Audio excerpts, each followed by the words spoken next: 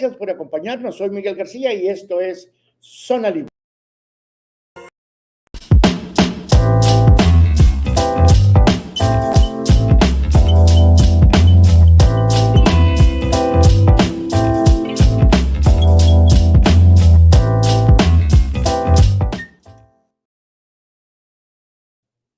Gracias por acompañarnos en un programa más de Zona Libre. Estamos transmitiendo desde el mero corazón de la ciudad de Altamira, acá en el sur de Tamaulipas. Y los invitamos a que se comunique con nosotros y nos envíe sus comentarios, sus críticas, sus denuncias, incluyendo también alguna pregunta que se pueda hacer a nuestro invitado que vamos a tener este programa.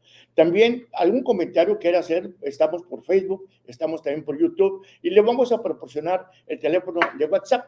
Es el 833-321-4764. El teléfono está a su disposición. Hay personas las cuales van a atender sus llamadas y con gusto se las vamos a transmitir. Nuestro invitado de hoy es un invitado especial. Se trata de Guadalupe Acosta Naranjo. Él es licenciado en Economía, originario de Guasave, Sinaloa. Es un sindicalista, activista, economista y político mexicano. Actualmente, él es representante de la coordinadora del Frente Cívico Nacional y representante suplente del PRD en el Instituto Nacional Electoral. Licenciado, muy bienvenido y qué bueno que aceptó nuestra entrevista. Muchas gracias, Miguel, por la invitación. Un gusto saludar a la gente de Tamaulipas.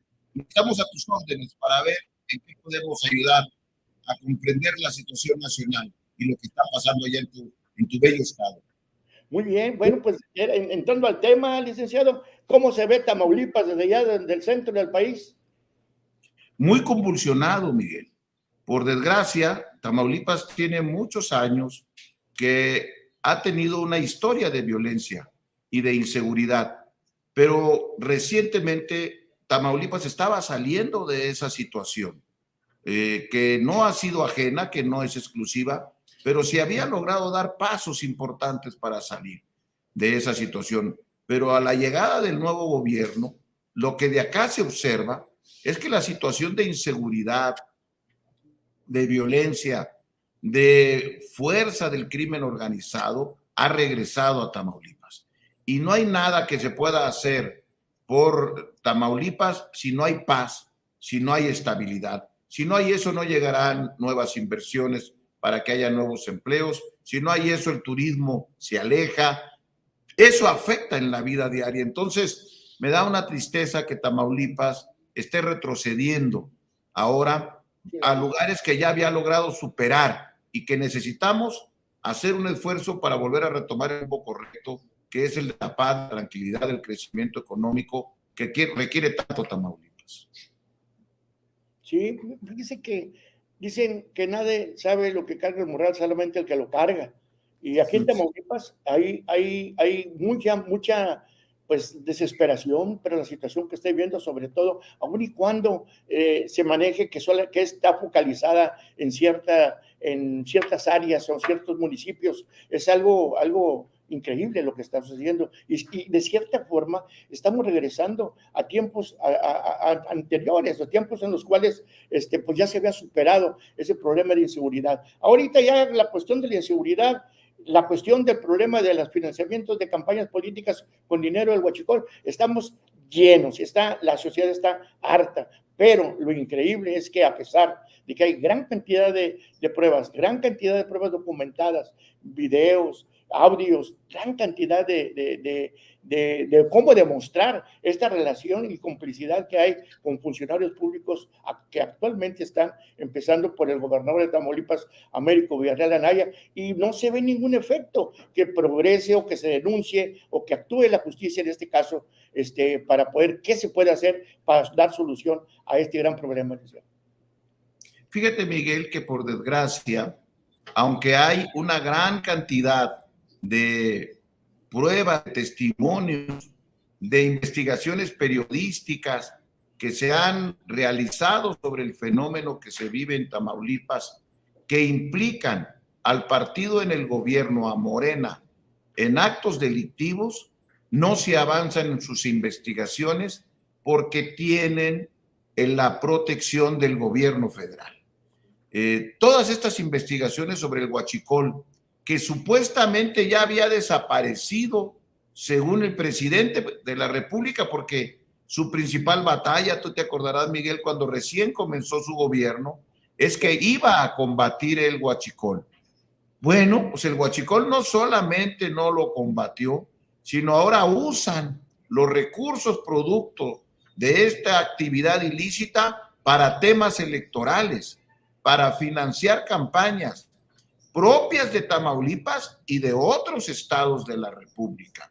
No se avanza porque el principal implicado en esta red es el presidente nacional de Morena, es Mario Delgado, que aparece en todas las evidencias, y entonces el jefe del partido en el poder está involucrado con los actos ilícitos de Tamaulipas.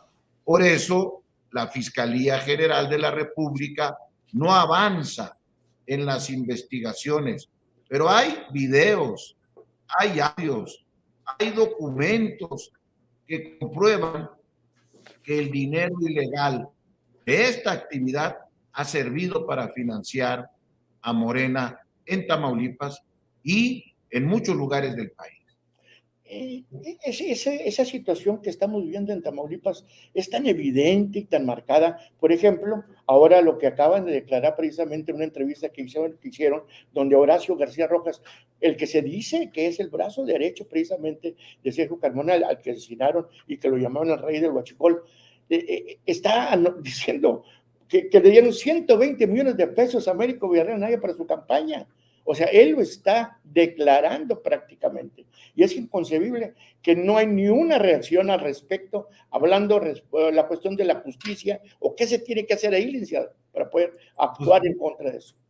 Mira, yo creo que los audios y los videos, porque ni siquiera es solamente audio, hay videos de ese hecho que tú señalas, son contundentes.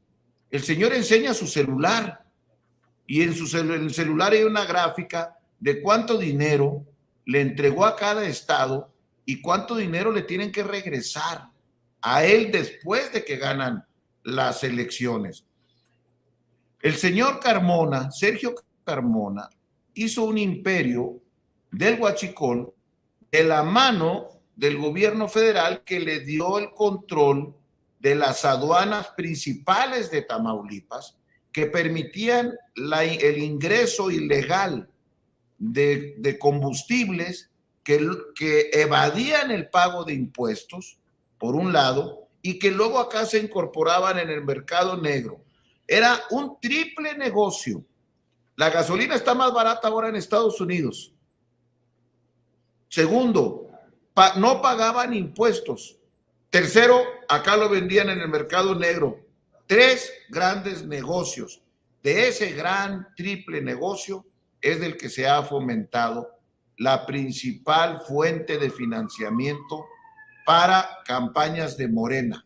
Por esa razón, lo que necesitamos es que haya una fiscalía autónoma que sí se anime a investigar también a la gente que está en el poder, porque si la gente que está en el poder no es investigada, entonces el círculo vicioso se profundiza y la gente que está ligada a la delincuencia tiene tal impunidad que puede hacer lo que quiera sin que tenga temor a tener castigo alguno. Debe de investigarse a Américo Villarreal de manera directa, porque recibió ese dinero, a sus hijos o a su hijo, que también hay elementos que recibió recursos, y a una serie de funcionarios, porque Sergio Carmona falleció, pero siguen teniendo el control de toda el área de trabajo, de todo el círculo de trabajo. Lo que tenemos, el gran problema que tenemos es que tienen la protección desde arriba, desde lo más alto del poder, y por eso se sienten impunes. Los ciudadanos tienen que tomar esto en cuenta cuando vuelvan a salir a votar, porque si vuelven a salir a votar por los mismos, ese círculo seguirá reproduciéndose y alrededor de ellos ha regresado la inseguridad a Tamaulipas. Ya no puedes andar tranquilo en Tamaulipas de nueva cuenta. Y eso termina perjudicando a las familias. Cuando la gente dice, eso a mí no me afecta, se equivoca. Al rato, cuando cobran piso, cuando te chantajean, cuando te secuestran, cuando te amenazan, entonces te das cuenta que esos temas también te llegan a afectar a ti y a tu familia. Así es muy lamentable realmente esa relación que hay relación evidente que hay entre autoridad y la delincuencia, porque es increíble que mientras se presentan o se generan hechos muy fuertes, violentos en algunos municipios de la frontera de Tamaulipas, los voceros de seguridad pública se encargan de desmentirlo, decir que no pasa nada, que está tranquilo, mientras está caliente el área, violenta, y tratan de desmentirlo. O sea, ¿cómo puedes tú, en lugar de proteger de tu función como justicia, como autoridad, tapar la situación o tratar de tapar algo, lo que es de interés general y que pone en riesgo a toda la sociedad de Tamaulipeca, a todas las personas? Yo quiero aprovechar para felicitarlos a ustedes, a Red 58 TV, porque han sido muy valientes. Esto que ustedes hacen, este periodismo que ustedes hacen de abrir sus puertas para que las denuncias de actos ilícitos se transmitan por su canal, no es fácil. Ya me imagino el nivel de presión, el nivel de enojo que hay en la gente del poder.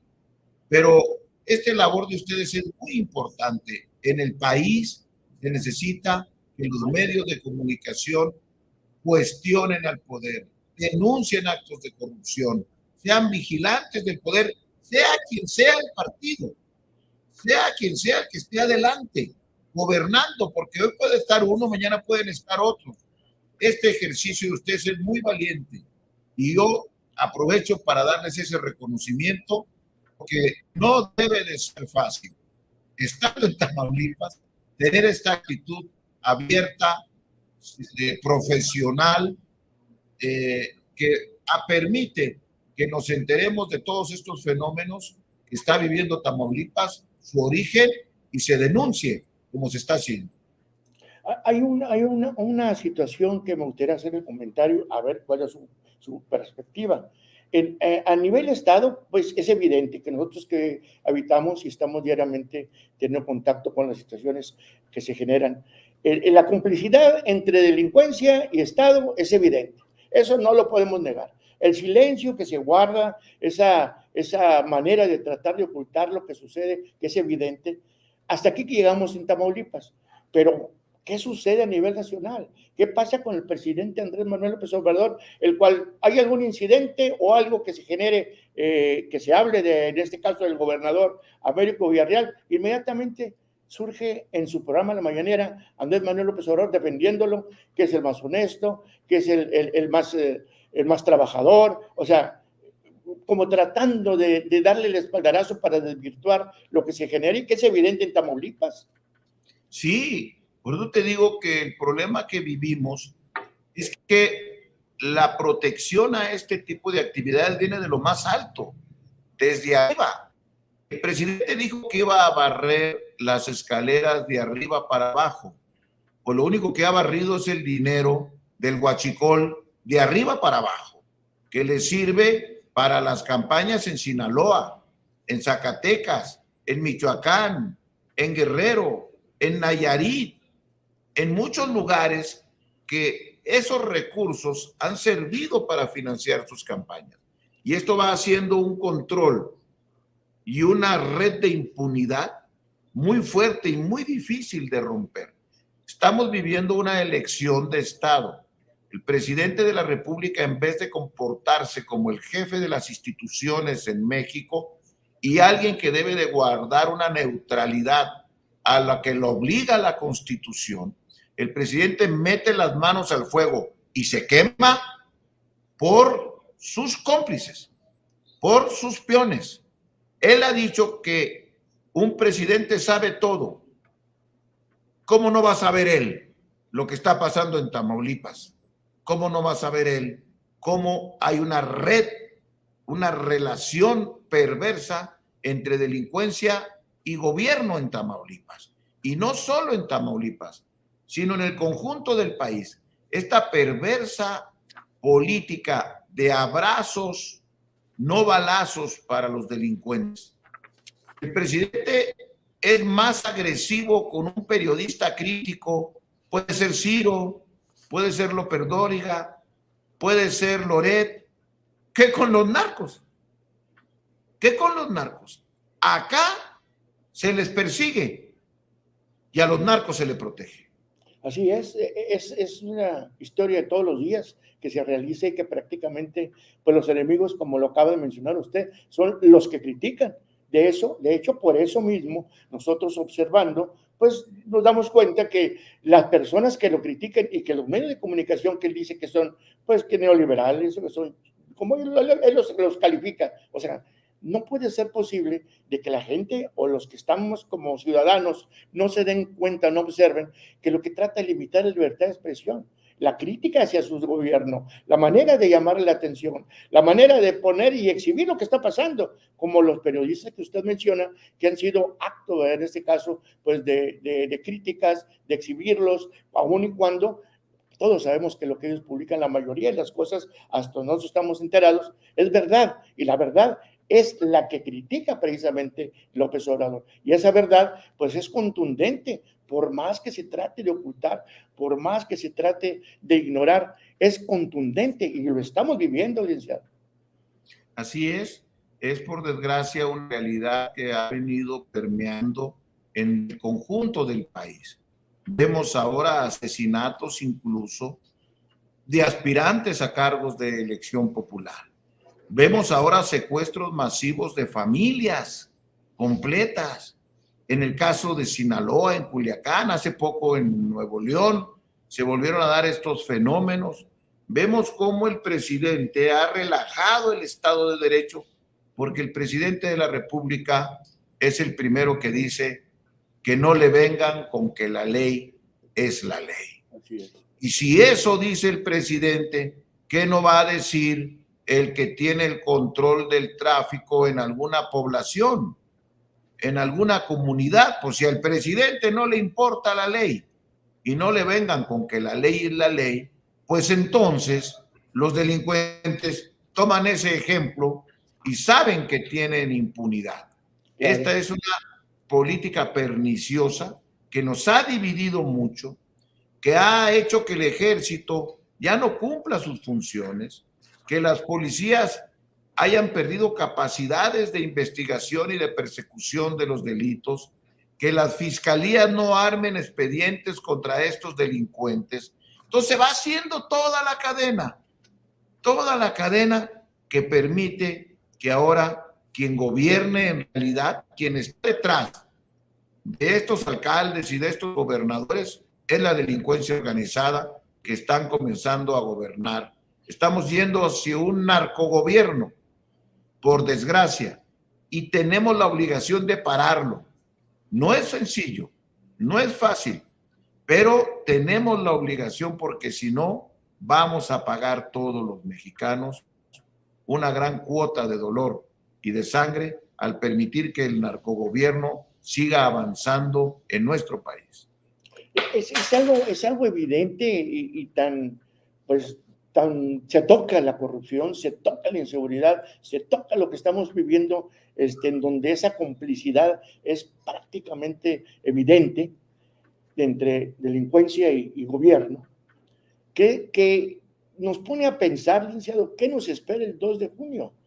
¿Qué va a suceder? Lo vemos reflejado en otros estados del país, en donde, como usted lo acaba de decir, han asesinado a gran cantidad de candidatos de todos los partidos, pero es producto de la inseguridad. Tamaulipas, que estamos viviendo en este momento la situación que ya todos conocen, ¿qué se puede ver? ¿Qué va a pasar? ¿O qué se pronostica para este próximo 2 de junio? En este caso, día de las votaciones. Va a depender mucho de qué hagan los ciudadanos, porque ese es el nuevo gran elemento que no estuvo en el 18 y en el 21. Tú has sido testigo de que recientemente, desde 2022, cientos de miles de ciudadanos han salido a las calles a defender su democracia. el 13 de noviembre de 2022 se hizo una gran movilización del Ángel de la Independencia al Monumento a la Revolución, donde habló el maestro José Goldenberg, y la verdad la respuesta fue sorpresiva, porque más de 60 ciudades se sumaron a la gran movilización en la Ciudad de México. Posteriormente, el 26 de febrero del 23, fuimos al Zócalo y ahí el ministro José Ramón Cosío hizo un discurso impecable para defender la independencia de poderes, la autonomía de la Suprema Corte de Justicia y nuestra democracia.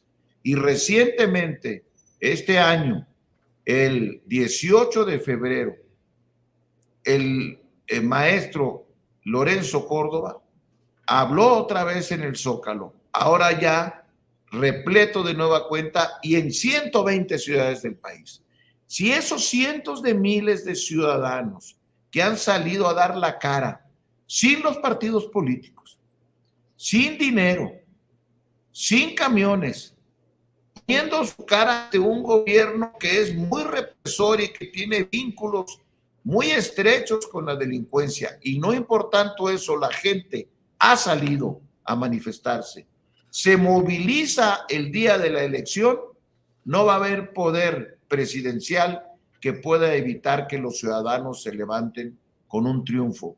Pero necesitamos darle confianza a los ciudadanos, que los ciudadanos asuman que es una responsabilidad cívica no dejar que el país se siga deteriorando, que no tengan miedo en salir, porque lo que quieren imponer es también miedo a los ciudadanos, y que no hagan caso de este tipo de propaganda que dice que es inevitable que gane Morena, que ya es imposible ganarle a Morena. Toda esa estrategia es para desalentar a los ciudadanos. Yo confío en los ciudadanos del 13 de noviembre del 22, del 26 de febrero del 23 y del 18 de febrero del 24, que esos mismos, el 2 de junio de este año, van a salir a las urnas, y nuestra cuarta gran movilización es de tu hogar a la casilla. Saca a tu familia, vamos a votar, y entonces vamos a recuperar la paz y la tranquilidad para Tamaulipas y para nuestro país. Así es, de acuerdo, e incluso pues la única fórmula es ese voto que van a depositar este 2 de junio. Es evidente lo que estamos viviendo, y ahorita a propósito de votaciones, debemos recordar lo que pasó con Jocelyn Hernández Jiménez, que acaba de declarar precisamente también involucrada en toda esa situación que se ha generado de corrupción, donde ella declara que cuando ella era titular a nivel Estado, una operadora de Morena, que conocía las entrañas del sistema, se molestó porque precisamente ella, como representante de bienestar, denuncia de que había una operación para poder pues quedarse con el dinero, producto que se repartía a las personas que tenían ciertos apoyos sociales, y que esas credenciales ella se negó a entregarlas y le provocaron problemas, los cuales pues ahora la motivaron a que saliera incluso hasta fuera del país, porque creo que tenía por ahí algún riesgo que podía generarse, porque prácticamente descubre una de las maneras que ellos están agenciando dinero para sus campañas políticas, que era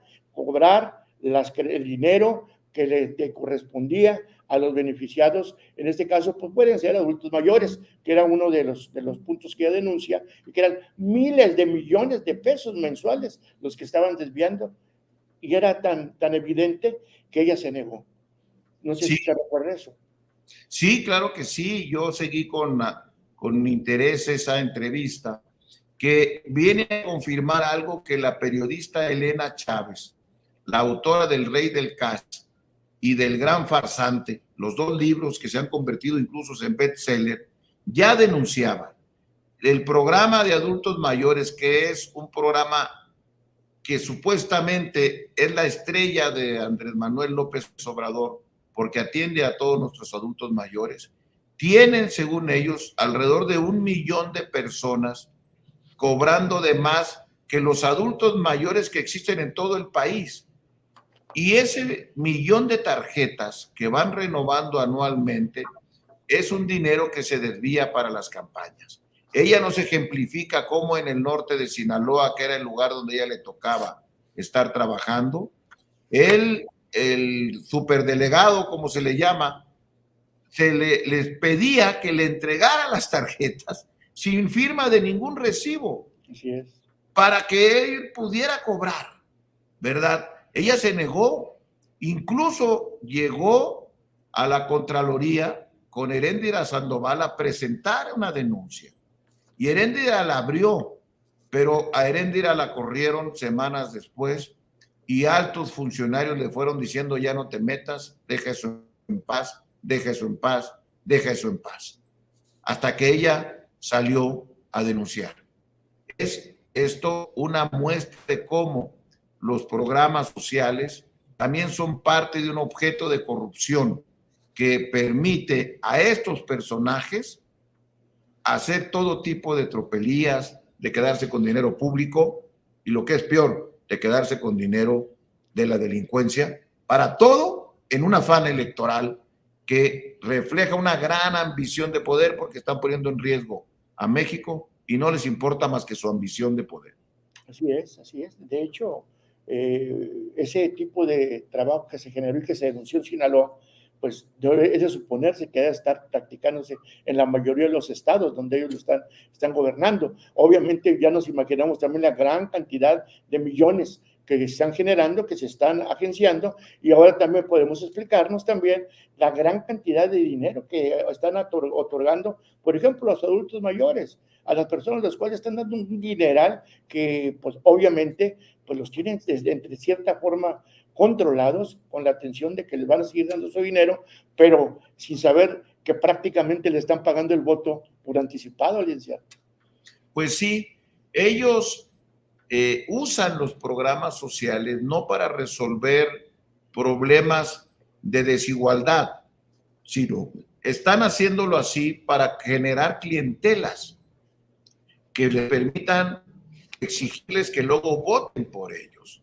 Claro. Ellos, por ejemplo, ahora todos los servidores de la nación visitan a los adultos mayores, van vestidos con los colores de Morena, con chalecos del mismo color de Morena, a decirles que ese recurso se los manda el presidente para que se haga una dependencia de la persona que recibe el beneficio con una oferta política, que es la oferta política del gobierno. Primero que nada, hay que aclararles a los adultos mayores que y a todos los demás beneficiarios, que son programas que están ya en la Constitución, que no es cierto que los partidos de oposición votaron en contra. Muchos legisladores votamos a favor antes de que llegara Andrés Manuel. El programa de adultos mayores no surgió en este asunto. Cuando Andrés Manuel lo puso en la Ciudad de México, no lo hizo nacional. Se hizo nacional con el acuerdo de todos los partidos políticos.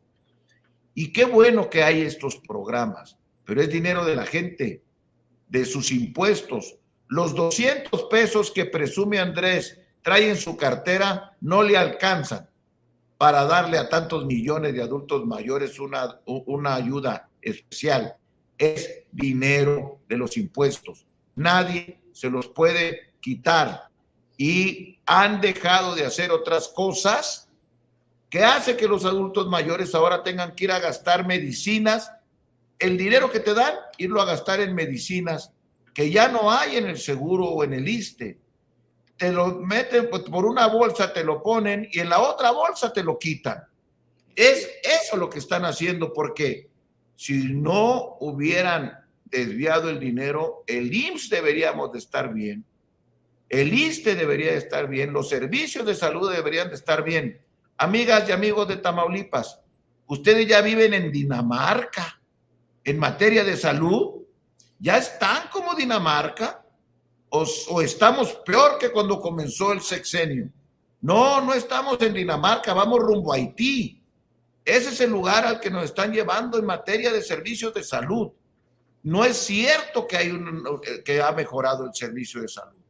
Por eso estas dádivas se gastan en esas cosas, porque han sido unos irresponsables que destruyeron el sistema de salud. destruyeron el sistema educativo y tienen al país francamente en medio de una violencia generalizada que necesitamos rescatar. Dice que ahorita que tocando el punto, ¿qué pasará? ¿O tiene usted un síntoma de lo que puede generar si el Morena pierde? ¿Cuál sería la reacción de López Obrador? Tomando en cuenta, como presidente, él, pues ya lo conocemos, tiene una mente muy perversa. ¿Cómo lo ve ustedes? No va a aceptar. ¿Qué reacción? No va a aceptar. Nunca ha aceptado una derrota. Andrés Manuel fue candidato nuestro en noviembre de 1988 a la gubernatura de Tabasco. Perdió con 28 puntos de diferencia y declaró fraude. Pero luego fue candidato en el 94.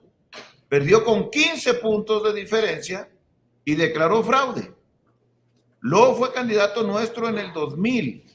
Ganó con 2 puntos de diferencia y la elección estuvo bien. Luego en 2006 perdió con medio punto de diferencia y volvió a hacer fraude. Y en 2012 perdió con 8 puntos de diferencia y volvió a hacer fraude. Fue hasta el 2018 que ganó, que ya no hubo fraude.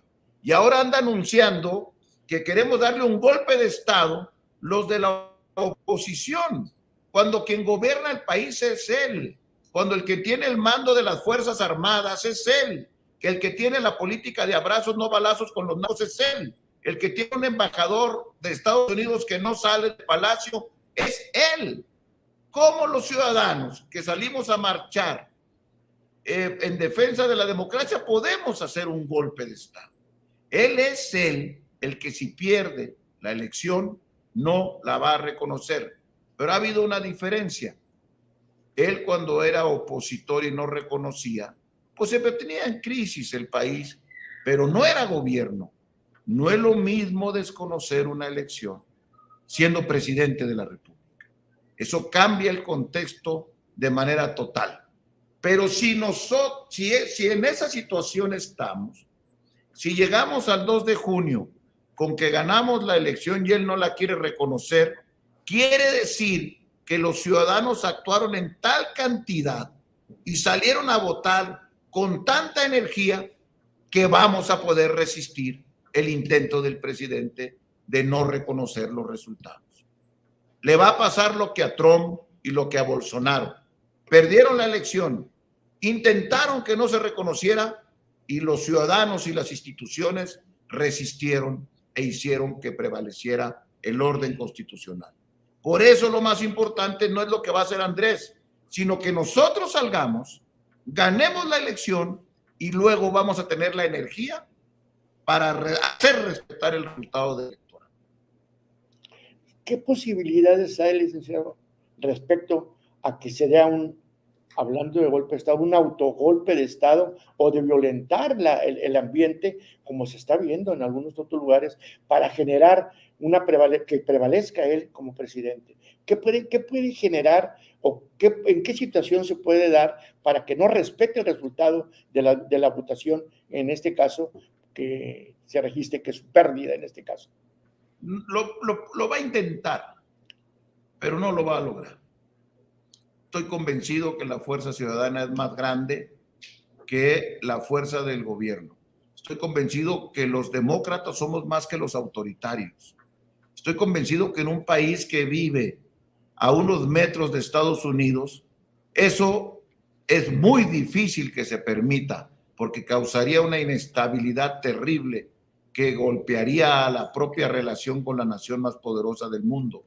Estoy seguro que la mayoría de los militares que no están en los negocios privados que Andrés Manuel le ha dado a una pequeña cúpula del ejército, van a actuar recordando la institucionalidad característica de las Fuerzas Armadas en el último siglo. No veo condiciones para que el presidente pueda defraudar la voluntad popular imponiéndose en una prolongación del mandato en sí mismo, desconociendo la jornada electoral donde la mayoría de los ciudadanos votaron por una opción distinta a la de él. En este caso, volviendo con la cuestión de esa estructura que no tiene y que ahora pues prácticamente la tiene reforzada con esos programas sociales, con esos apoyos económicos, y aparte también no hay que olvidarles a lo que prácticamente tiene un control absoluto de instituciones, incluyendo a la Sedena, incluyendo a las dependencias públicas. Toda la autoridad está ahorita a su orden. Tiene todo, y lo peor y lo más grave de todo que yo puedo observar o que se observa es ese trato que tiene con la delincuencia organizada, que es evidente, tiene todo para jugar, tiene todo para actuar, pero lo más delicado es que tiene también control sobre la cuestión, o aparente control sobre la cuestión de los militares. ¿Qué puede pasar ahí? Va a intentarlo, te insisto, pero no lo va a lograr. Yo creo que como en los mejores tiempos de la historia de México, si los ciudadanos se activan, aquí la clave no es qué hace el PRI, no es qué hace el PAN, no es lo que hace el PRD, no es lo que haga MC, ni el PT, ni Morena. Aquí la clave son los ciudadanos. El poder está en los ciudadanos. Y es a los que quiere desalentar para que no participen en el proceso electoral que está en curso. Si los ciudadanos se activan, son más fuertes que cualquier gobierno autoritario. Te pongo un ejemplo. Augusto Pinochet llegó siendo el jefe de las Fuerzas Armadas en Chile al poder mediante un golpe de Estado que ensangrentó a nuestra nación hermana, a nuestro pueblo hermano. Duró años ejerciendo el poder con mano de hierro, sin democracia, sobre las botas militares. Llegó el momento en que la oposición de izquierda y de derecha se unieron por un principio que era la defensa de la democracia. Fueron al referéndum y en todas las condiciones adversas le ganaron al militar presidente. Y la presión internacional obligó al ejército a reconocer el triunfo de los ciudadanos. Si los ciudadanos actuamos de esa manera y la gente que hoy es de izquierda y de derecha se olvida de que esta lucha no es izquierda contra derecha, sino demócratas contra autoritarios, y salimos a defender la democracia y ganamos la elección, yo no tengo duda de que se va a respetar el resultado electoral por la fuerza de la ciudadanía.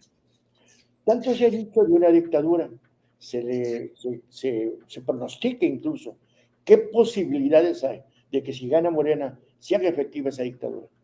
Hoy tenemos un estado autoritario, todavía no tenemos un estado dictatorial, porque afortunadamente tenemos una Suprema Corte que funciona, porque afortunadamente todavía tenemos medios de comunicación que resisten y hacen vigente el principio de la libertad de expresión, porque todavía tenemos sectores universitarios que defienden su autonomía, porque tenemos a cientos de miles de ciudadanos que salen a marchar a defender nuestras instituciones.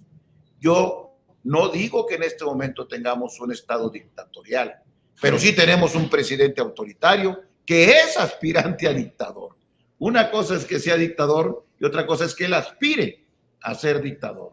Insisto, yo baso toda mi confianza en los ciudadanos y es ahí donde vamos a poder detener si los ciudadanos salen. Si los ciudadanos se quedan en su casa, si se ponen a ver el fútbol, si se echan una caguama, si dicen a mí no me importa, pues bueno, va a poder imponerse la fuerza del Estado. Pero si los ciudadanos toman en cuenta la enorme disyuntiva que está viviendo nuestro país, ¿qué es lo que hace que podamos estar juntos gente tan diferente? Yo cuando me hubiera imaginado que yo en lo personal iba a estar haciendo campaña junto con el PRI. No lo miraba fácil. Y estoy seguro que los priistas me miraban a mí y se les salían ronchas. Dicen, nosotros qué chingados tenemos que hacer con Naranjo, o con el PAN, o con el PRD. No, es que este no es un asunto de gustos personales. Es que aquí no está en juego lo que le pase a Lito, a Marco o a Zambrano. ni siquiera a Xóchitl. Lo que está en juego es qué le pasa a la democracia en México. Eso es lo que está en juego. Y quienes venimos de lejos, luchando por ampliar, en mi caso, 40 años la vida democrática, yo no quiero regresar a tiempos del autoritarismo. Yo quiero mirar para el futuro. Yo no estoy planteando regresar al pasado. En el pasado hubo muchos errores que hicieron que mucha gente votara por López Obrador, con la esperanza de que iba a haber un cambio, de que se iba a atender verdaderamente a los pobres, de que se iba a combatir la corrupción y de que iba a haber una verdadera democracia. Engañó al pueblo de México, timó al pueblo de México. Yo, por esa razón, teniendo diferencias con otros partidos y otros personajes, hago a un lado esas diferencias y estamos dando la batalla juntos por defender nuestra democracia, que eso es lo que está en juego. Ya después de que ganemos, ya haya democracia, rápido me voy a hacer un lado y viviendo en democracia voy a volver a pelear por una serie de cosas que son importantes, pero que si no tengo democracia no voy a poder luchar por ellas. Así es, que es el camino que nos puede conducir en este caso si llega a ganar Morena el 2 de junio. Así es. Es evidente. También quiero comentarle, es algo increíble también, esa como que está preparando terreno también, y no hay que descartar esa situación tomando en cuenta esa habilidad que tiene el presidente López Obrador respecto a ese coqueteo que le hace a Venezuela, ese coqueteo que le hace a Cuba, que le hace a Bolivia, que le hace, o sea, de manera que les da satisfactores, ya sea maquinaria, ya sea económico, ya sea apoyos de millones, los cuales pues está obteniendo precisamente todo eso que están trayendo de los presupuestos que le corresponden a los mexicanos. Pero no será una manera también de ir preparando terreno para ir a refugiarse a alguno de esos países en dado caso que pierdan, porque yo no le pronostico un final feliz en dado caso de que llegue a perder. Yo creo que la ley, ahora sí, va a ser la ley y lo va a alcanzar. Sí, yo creo que el presidente muestra su vena autoritaria cuando se junta cuando se junta con sus amigos. Decía un viejo refrán, que por lo menos en mi casa lo escuchaba: dime con quién andas y te diré quién eres. El presidente tiene una fascinación por Nicaragua y Daniel Ortega, que en la última elección encarceló a todos los opositores para ser el candidato único. Camino que está siguiendo hoy Nicolás Maduro, persiguiendo a todos los opositores en Venezuela para ser candidato único. Bueno, y en Cuba, pues no hay más que un solo partido, no permiten la existencia de un partido distinto al partido oficial. El presidente es adorador de Putin y el presidente se llevó mucho mejor con Trump que con Biden. Es un presidente que se sueña él como el jefe de la pandilla de autoritarios latinoamericanos y en el mundo, pero no le va a alcanzar. No le va a alcanzar para ser el nuevo Bolívar como él hubiera esperado. Ojalá hubiese sido Bolívar. Se acerca mucho más a los autoritarios que he mencionado anteriormente. Así es. Mire, algunas personas que nos están pidiendo algún comentario, que están haciendo algunos comentarios, nos piden que si podemos mencionar a las personas las cuales están involucradas de la función pública del caso Carmona, volviendo con Tamaulipas. Y con una atención especial quiero mencionar que precisamente los nombres del clan Carmona, que todos los conocemos, que ya son ampliamente conocidos, se los voy a mencionar a toda esta gente y pues para llevarnos también quiénes son los que están involucrados en esa situación. Tenemos para empezar al gobernador de Tamaulipas, Américo Villarreal de Anaya. Tenemos al secretario general de gobierno, Héctor Joel Villegas, y a la secretaria de Finanzas, Adriana Lozano, las cuales, no sé si recuerden que son dos posiciones que mencionan precisamente, denuncian que fueron partes claves como pago a ese financiamiento que les dieron por parte del Huachicol, la gente de los Carmona. La secretaria del Trabajo, que ahorita está siendo candidata a senadora, Olga Sosa, alcalde de Victoria, Eduardo Gataz, que acaba de tener ahí una situación muy fuerte también, donde se impuso lo suyo, suponiendo que también por ser parte del clan le respetaron, y ahora vuelve a jugar aún y cuando perdió el proceso de selección. También está el alcalde de Nuevo Laredo, Carmen Lilia Canturrosas, el alcalde de Reynosa, Carlos Peña Ortiz, alcalde de Altamira, Armando Martínez Manríquez, el senador José Ramón Gómez, diputado federal Erasmo González, el diputado federal Olga Juliana Elizondo Guerra, el diputado federal Erasmo González, pues sabemos que también es parte importante, ¿verdad?, de toda esta situación que se está viviendo y que es evidente. Tenemos también al diputado federal Blanca Araceli Narro Panameño, al dirigente nacional de Morena, sin faltar Mario Delgado. Toda esta situación, ya la gente que nos está pidiendo los nombres, se los estamos dando, pero volvemos al tema, Lisa, respecto a la cuestión. Hay investigaciones muy fuertes en Estados Unidos, las cuales, de cierta manera, pues han motivado que sigamos atendiendo o teniendo la atención a todos estos personajes, hablando de Tamaulipas exclusivamente. ¿Qué pasará ahí? ¿Realmente actuará la autoridad? Porque pues esto se está complicando, tanto el financiamiento del huachicol, de la delincuencia organizada para cuestión política, a la que todo es evidente, aunado a lo que está pasando a nivel nacional con la cuestión de la inseguridad y lo que está sucediendo con esa amenaza de posible dictadura, si es que llega a ganar Morena, es una cosa con otra. Estados Unidos debe observar esa situación y qué tanto riesgo representa para ellos para que actúe de una o de otra forma para poder, pues en este caso, aplicar la ley con las personas que estamos mencionando. ¿Qué opinas? Mira, has mencionado una red muy amplia de personalidades, de personajes, de funcionarios públicos, de legisladores, que están vinculados y relacionados con las actividades ilícitas en Tamaulipas. Pero no es solo Tamaulipas. Esta misma red, ojalá nuestros amigos que nos escuchan y que nos ven, porque estos programas circulan por todo el país y también en Estados Unidos, nos ayuden a complementar la red de Sinaloa, la red de Michoacán, la red de San Luis Potosí, la red de Zacatecas, la red de Guerrero, porque necesitamos ir haciendo esta investigación más amplia, porque ciertamente tienen el tema del huachicol su origen en la gran frontera que tiene Tamaulipas con Estados Unidos, donde un poco más de la mitad de las mercancías que se negocian con Estados Unidos pasan por la frontera de Tamaulipas. Por eso es que es tan importante y tan estratégica esa entidad y es tan delicada en materias de seguridad nacional esa entidad. Pero no es solo Tamaulipas. Este es un fenómeno que se está reproduciendo más lejos.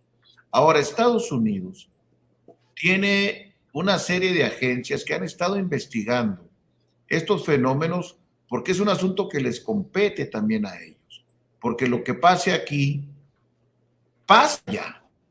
Porque estos grupos delictivos tienen su actuación en México y en Estados Unidos. La delincuencia organizada no es un fenómeno nacional. Ahora son redes multinacionales que tienen una relación desde países de Sudamérica hasta el centro del comercio que es Estados Unidos, pero también Canadá y Europa. Es una red internacional. Tenemos el problema de que en Estados Unidos están teniendo elecciones y entonces el presidente de México ha estado chantajeando a los partidos políticos, tanto al republicano como al demócrata, de que si ellos profundizan una investigación, entonces él dejará de atender el tema migratorio porque se ha convertido en el policía migratorio de Estados Unidos, cosa que nos ha llevado a tener grandes problemas en la frontera. ¿Qué le tengo que decir yo a Tamaulipas? Cómo el fenómeno de la migración tratado de una manera tan mal, tan inhumana, tan indolente, hace que el problema migratorio se convierta en un problema para las ciudades fronterizas.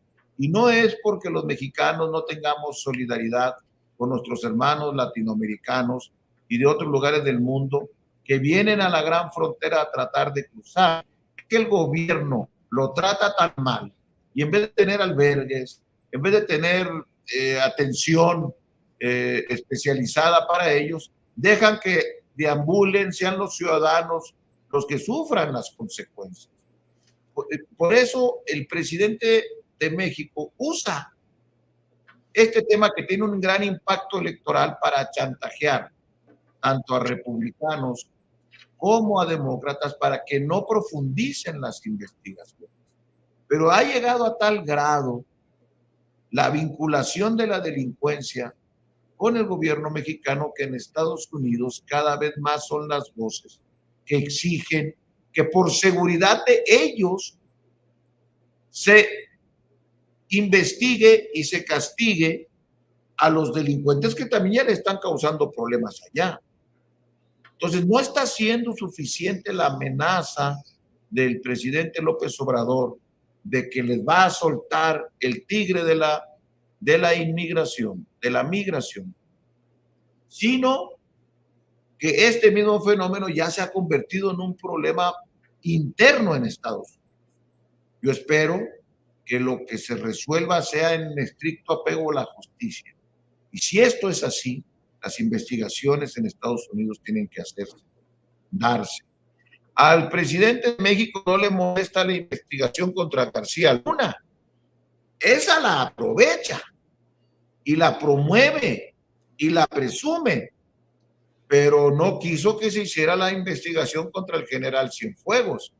A ese fue y lo rescató y se lo trajo, porque el ejército se ha convertido en un aliado estratégico de López Obrador. Entonces, no es que le molesten las investigaciones en Estados Unidos, no es que lo defienda por soberanía. Cuando una investigación atañe a un gobierno pasado y siente que eso le sirve a él políticamente, bienvenida a la investigación. Es muy creíble la investigación. Cuando el gobierno le pisa los talones, la investigación, perdón, le pisa los talones y le comienza a arder cerca el pasto, entonces ya no quiere. Es esta doble vara que siempre tiene. Nadie de nosotros es antinacional, nadie de nosotros es traidor a la patria por exigir justicia, por exigir investigaciones, por exigir seguridad.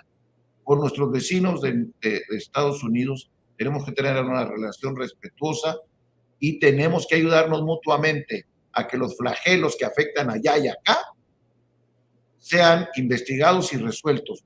Y yo no me siento traidor a la patria por exigir que los narcos del gobierno mexicano sean investigados también en Estados Unidos, como sucede con García Luna.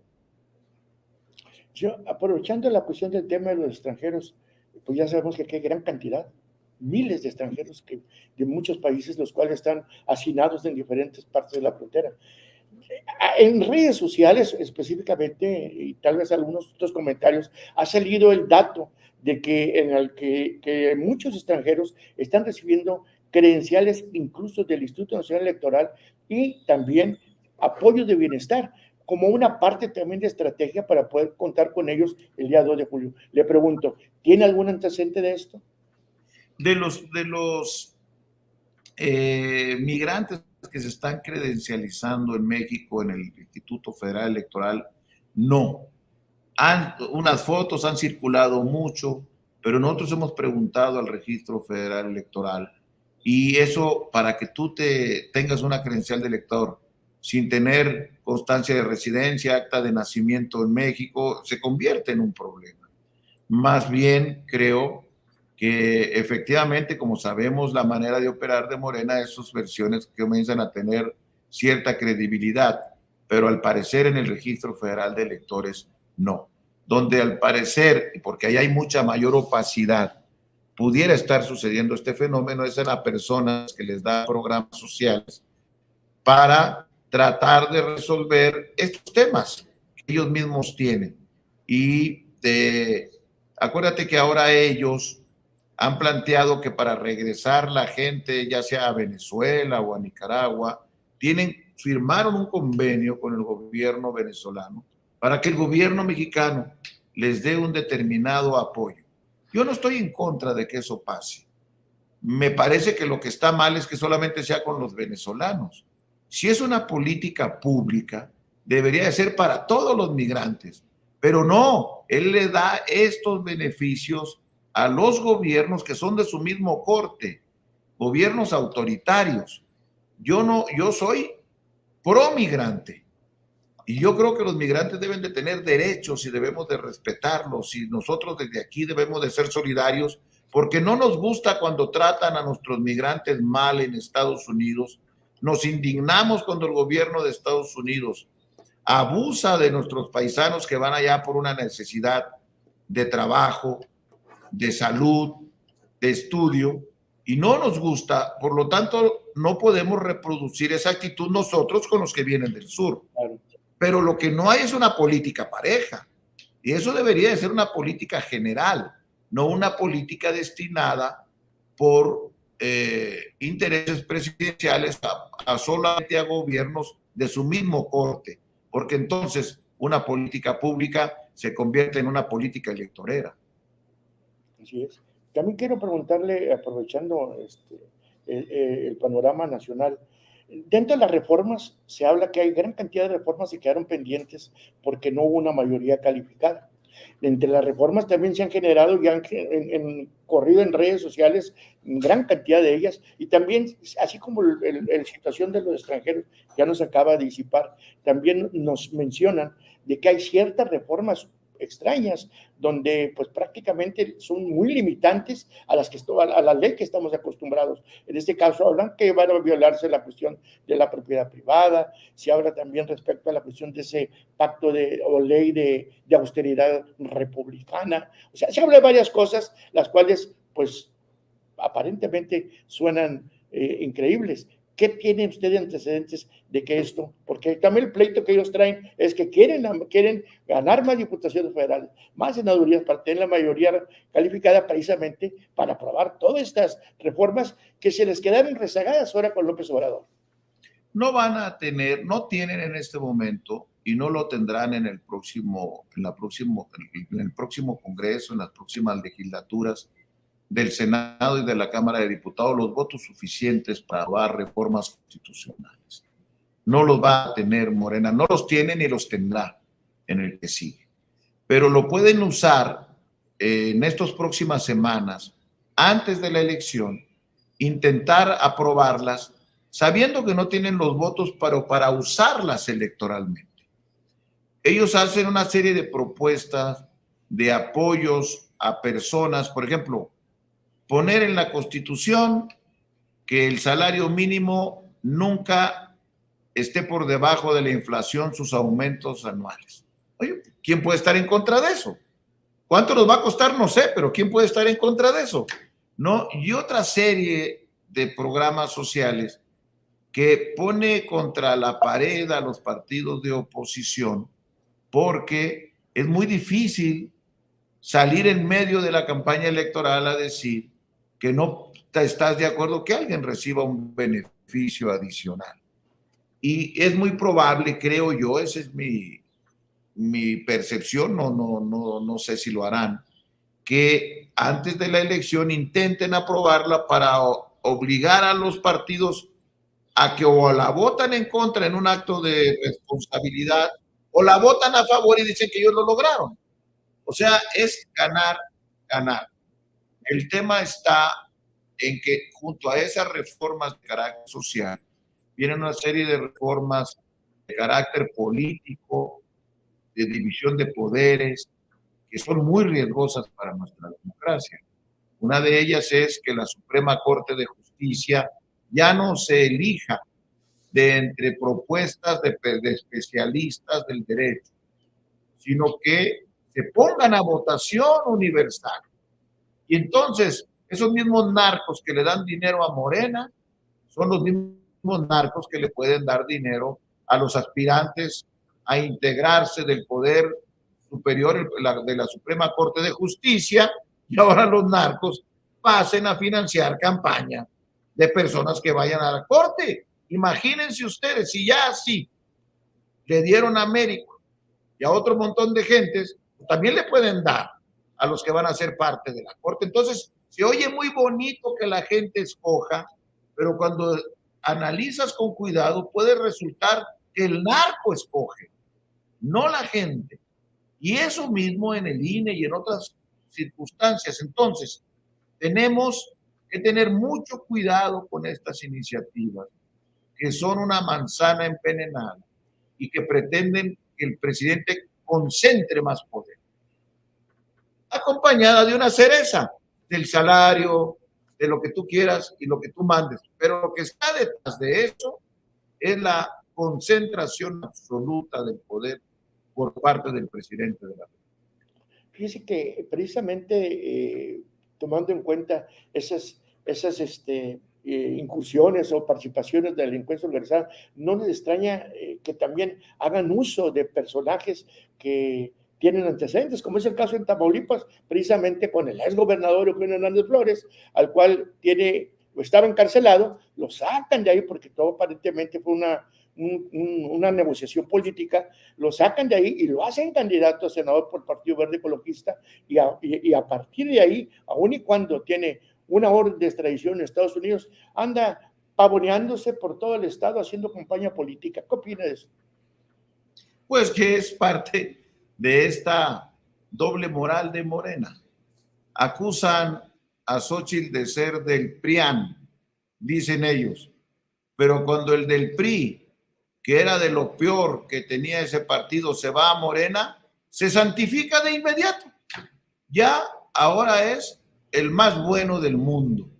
Y entonces si Murat de Oaxaca o Omar Fayad de Hidalgo, que estaban acusados de actos delictivos por propio Morena, se pasan a Morena y ya son santos, ya son buenos, ya son puros, y ellos desde ese momento lo vuelven a la circulación después de que lo pasaron por un sistema de purificación.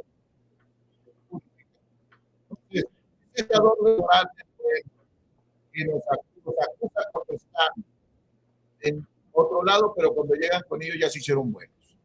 Muy bien, muy bien. Dice, pues mira, estamos en la recta final. Ya para terminar el programa, deme una conclusión al respecto. ¿Qué panorama tenemos? Bueno, hablando de Tamaulipas nuevamente, ¿qué nos pronostica a nosotros aquí en la cuestión de la que estamos viviendo?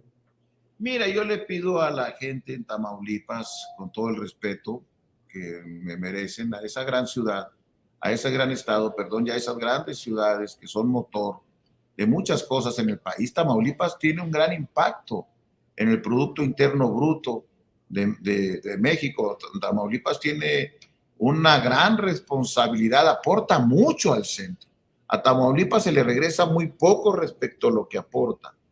Pero lo que más ha perdido ahora no son los recursos públicos, sino la paz, la tranquilidad. Valoren cómo la llegada de Morena trajo impactos negativos a Tamaulipas y que todo lo que dijeron que iban a resolver, en vez de resolverlo, lo han echado para atrás. Al momento de votar, la gente debe de votar con muchos elementos y yo creo que es el momento de castigar a Morena y de ir hacia las opciones que ya han funcionado en Tamaulipas y que han demostrado que cuando estuvieron al frente en el sexenio pasado se hizo de mucha mejor manera. Hay que recuperar Tamaulipas. Voten con inteligencia, voten con el corazón, voten por sus hijos, voten por sus familias, voten por su comunidad, voten por la paz. Eso es lo que yo les recomiendo. Yo no quiero que se me quede en el tintero. Hay algunas investigaciones en Estados Unidos e incluso ya comentarios de que se está analizando la situación respecto a que el partido de Morena deje de ser un partido político y se pueda convertir en un partido criminal, toda vez de que estamos viendo toda esa complicidad que existe y que estamos pues atestiguando en la relación que tiene con la delincuencia organizada. ¿Habrá esa posibilidad? Mire, el partido de Morena, nosotros primero hay que tener mucho cuidado porque en Morena hay gente de buena fe. Yo no quisiera que toda la gente que simpatiza con Morena se sienta responsable de mis declaraciones que las hago con mucha seguridad y firmeza en tu programa. Es un grupo que se ha apoderado del control de ese partido, que en acuerdo con el gobierno de la República y los gobiernos estatales y la delincuencia organizada han usufructuado esa franquicia para beneficios personales. Yo creo que mucha gente de Morena se da cuenta de esto, sabe, porque conocen sus vecinos, porque conocen su estado, porque conocen a los políticos. Muchos fundadores originales de Morena están molestos con esto que está pasando en Tamaulipas y en el país. Entonces ya hago un llamado a que distingamos a esa cúpula de mafiosos que están en el gobierno y en la delincuencia organizada, tanto en Tamaulipas como en el país, de un conjunto de ciudadanos que se agruparon aquí para tratar de mejorar al país y que hoy miran cómo ese instrumento político se ha convertido en un instrumento para unos cuantos intereses muy mezquinos, muy menores, muy miserables para la nación y para su Estado. Muy bien. Pues yo le agradezco al licenciado Guadalupe Acosta Naranjo haber aceptado esta entrevista. Ojalá y más adelante tengamos la oportunidad nuevamente de poder estar con usted y realmente le agradezco mucho. Pues bueno, aquí estamos en el ojo del huracán. Vamos a ver qué nos depara el destino próximamente. Un abrazo y le agradezco. Felicidades, Miguel, para ti, para todo tu equipo y mi nuevo reconocimiento a la valentía, al ejercicio periodístico que hacen allá en Tamaulipas. Muchas gracias. Nos vemos hasta la próxima con usted. Y a ustedes también les quiero agradecer su presencia y como siempre les decimos, no nos despedimos, simplemente hasta la próxima. Muchas gracias.